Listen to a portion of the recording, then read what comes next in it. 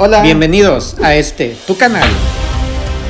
Y en este video tengo el gusto de presentarte a la consultora migratoria Keren Méndez, la cual nos estará hablando sobre el refugio en Canadá. No olvides tomar este video únicamente como referencia, pues cada caso es único. Para despejar tus dudas relacionadas a inmigración, ten la responsabilidad de poner tu caso en manos de los expertos, y la lista de los consultores regulados por el gobierno de Canadá la encuentras en este enlace. No olvides suscribirte a este canal y sin más, empezamos. Yo me encuentro aquí en Canadá, soy consultora de inmigración y Ben me hizo esta excelente invitación para hablar con ustedes sobre los procesos canadienses, y solamente consultores y abogados de inmigración pueden brindarle información sobre la ley.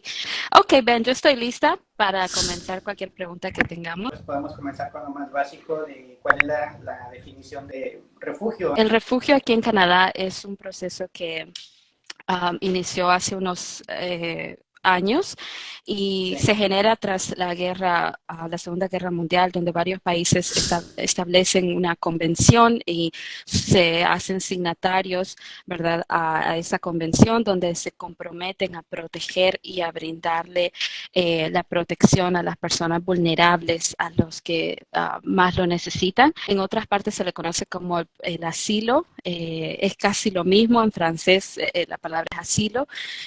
Honestamente son solo sinónimos. La clave de la definición de refugiado en la ley de inmigración es que la persona está fuera del país de peligro, es decir, fuera del país de nacionalidad o del país de donde está huyendo. Entonces eso es muy, muy importante que transmitamos, de que no puedes solicitar refugio estando dentro de tu país, en el país donde corres la persecución o el peligro. Generalmente cuando hablamos de refugio estaríamos hablando de dos tipos de solicitudes, una que sería desde afuera del país, pero que generalmente no va a aplicar a la mayoría de los que nos están escuchando, porque son situaciones donde Canadá selecciona a las personas, sea desde lugares donde hay campos de ayuda y están en ese lugar concentrados. La mayoría de de las personas que nos están escuchando probablemente tienen que buscar la forma de salir de sus países y eventualmente llegar a Canadá. Los solicitantes de refugio tendrían que estar dentro del territorio canadiense para poder hacer una solicitud.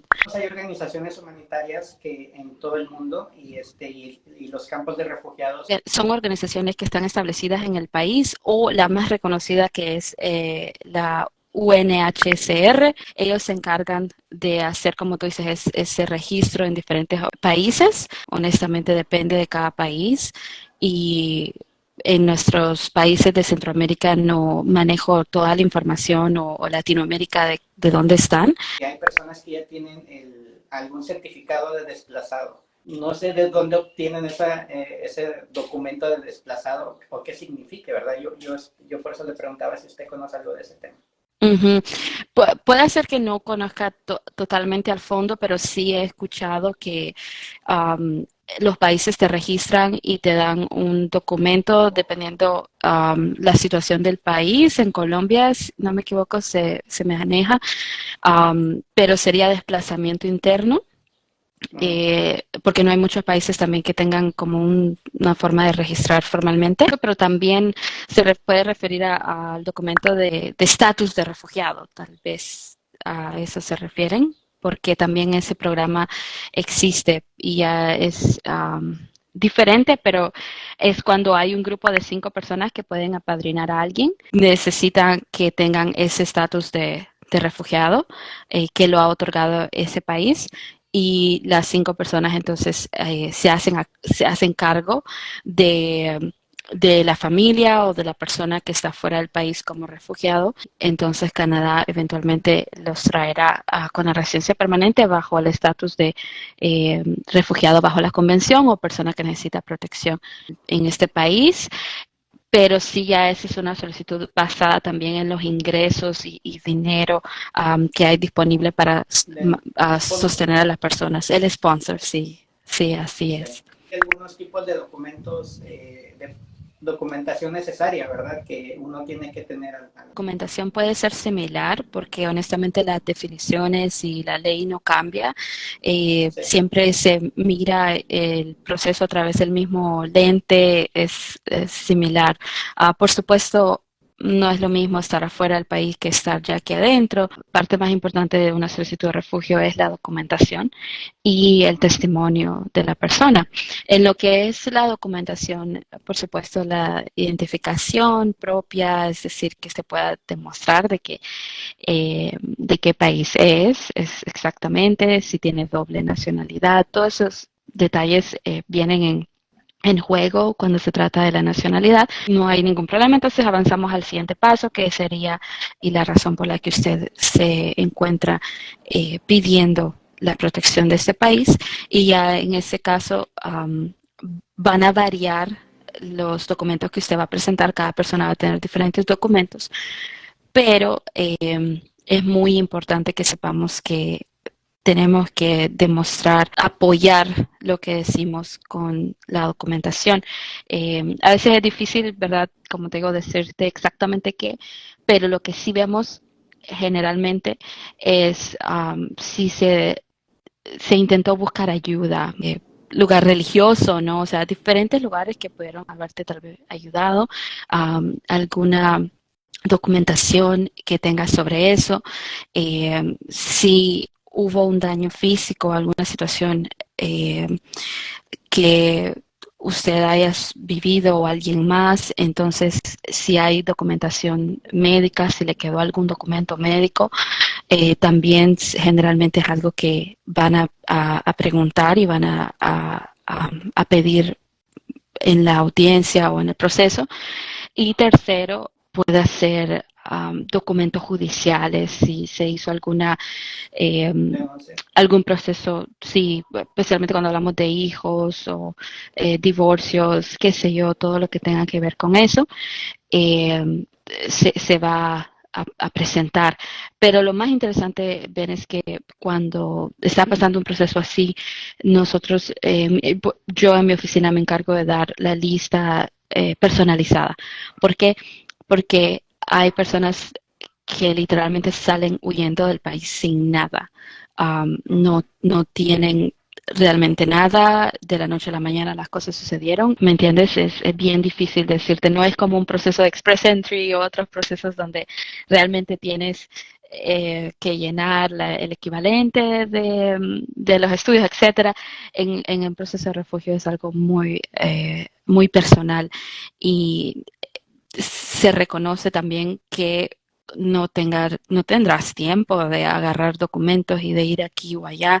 Entonces, a veces, generalmente, hay documentos que no los vas a tener, y pues se debe explicar y presentar eso ante la comisión. Lo mismo sucede cuando sales de un país a otro, ¿me entiendes?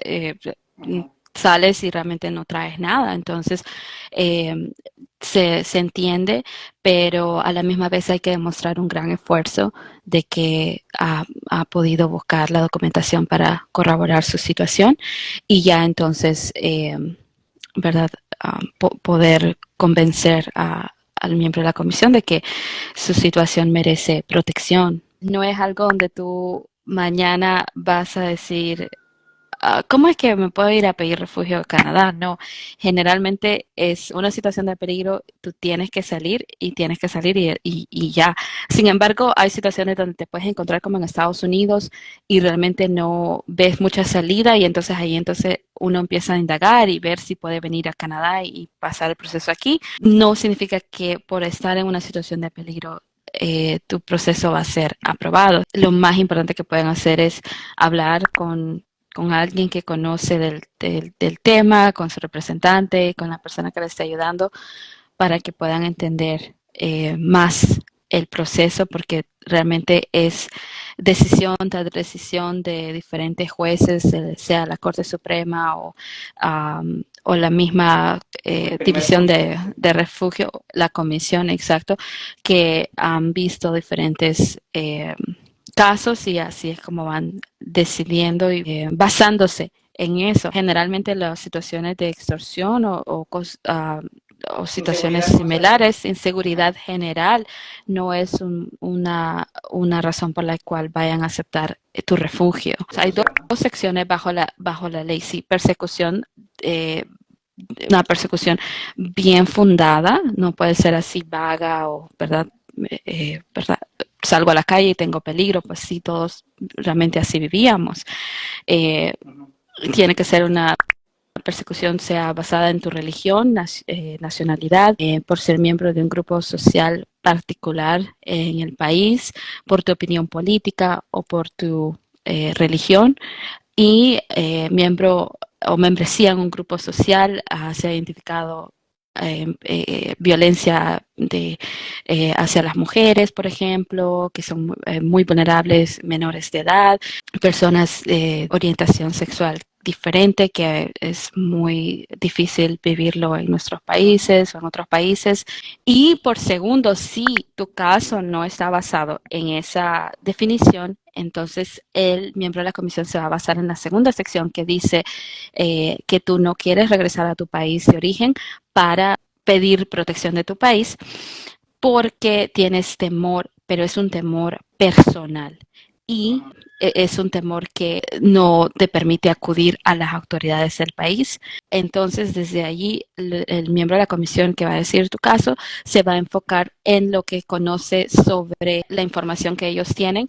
Le llamamos National Documentation Package, un paquete de documentación nacional de cada país.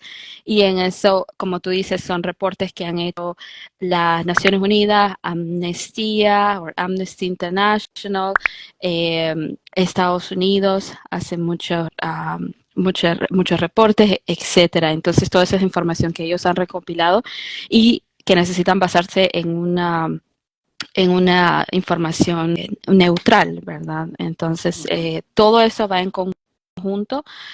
Por supuesto, se necesita y entender qué es lo que se va a presentar, cómo se va a presentar. Es muy importante leer lo que uno va a enviar, la documentación, entender la historia que uno presentó. Porque no te imaginas cuántas veces hay errores y solo te das cuenta de eso en el momento que estás en tu audiencia. Pueden causar mucho problema o causarte una denegación. Que si una persona que ya ha sido aprobada, que incluso tiene residencia por medio del refugio, puede salir y ir como de vacaciones a su país.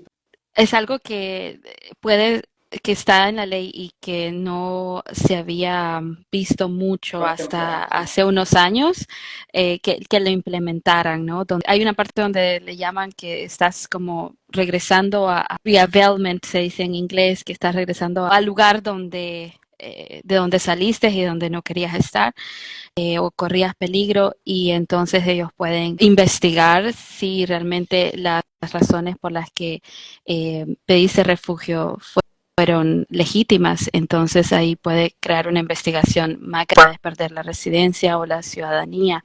La realidad es de que el riesgo siempre está allí. No significa que haya una gran cantidad de investigaciones en este momento, pero sí ellos tienen la autoridad para investigarte. Sí han habido casos. Sí han habido casos comparado con antes que eran un poco menos, pero ahora sí hay casos, incluso de Latinoamérica, donde están investigando porque siempre se corre ese riesgo. Vemos situaciones donde tienes un peligro en una parte del país, pero te van a preguntar por qué no puedes vivir en otra parte. Muy interesante es que lo que es Guatemala y Honduras y El Salvador, por mucho tiempo se estaba mencionando esto, ¿no? De que pudieras vivir en otra parte de tu país, pero ya las cortes empezaron a ver que realmente la situación es muy mala y son países más pequeños donde puedes estar en mucho riesgo. Entonces, eso sí ya gracias a las decisiones y a los jueces de las diferentes cortes que han podido darse cuenta de que no, la inseguridad o la persona puede estar en riesgo en cualquier parte del país. En cambio, como te digo, con México sí ya es diferente y es una de las razones por las cuales los miembros de la comisión te dicen que no podrían brindarte la protección que tiene y ellos establecen que tienes una alternativa interna en el país. Sí, sí, sí, es muy importante la de Estados Unidos a Canadá porque tenemos un acuerdo de país seguro, de tercer país seguro, y eso quiere decir de que si usted entró a Estados Unidos, primeramente debería de pedir protección al país seguro al que llegó primero, en este caso sería Estados Unidos. Entonces, ¿qué sucede? Prácticamente Canadá no le permite hacer un refugio en la frontera entre Estados Unidos y Canadá, al menos de que usted esté listado en una de las excepciones a esta regla o a este acuerdo. Y en esas excepciones es de que usted tenga un familiar aquí en Canadá con el que esté en contacto. Por tercero, Ben, es importante hablar sobre la situación donde tomas un vuelo para venir acá a pedir refugio. Técnicamente eso no es bajo la ley, porque si vienes a Canadá vienes bajo diferentes procesos, que sea visa de visitante, la ETA, proceso de estudio, proceso de trabajo, y tienes que venir a hacer lo que dijiste que vas a hacer. Por supuesto, nadie sabe lo que le puede pasar y entonces se encuentra en una situación de necesidad donde tienen que pedir el refugio aquí, pero no podemos asesorarte ni nadie te puede decir vente, súbete en un avión y pide refugio. O vente para pedir refugio. Eh, Técnicamente es una decisión que se hace en el momento de estar dentro del país, porque si no, entonces uno está viniendo en contra de lo que dijo que venías. Sí. Exacto, con una intención diferente. Gracias, Ben. Entonces, como te decía, no es realmente que no se haga o que esté mal, no, no estamos aquí para juzgar a nadie, pero bajo la ley es muy importante siempre tener eso claro. Eh, y realmente todo eso varía. Puedes estar en el país y, como te digo, encontrar una situación que no te permita regresar a tu país o de traer esa necesidad de que quieres pedir refugio, pero ya eso se ve dentro del país ya estando acá. Me encantó de verdad compartir este tiempo contigo. Tienes mucha información y mucho conocimiento y te agradezco por todo lo que haces también por nosotros y tu trabajo. Un abrazo, Ben, y estamos en contacto.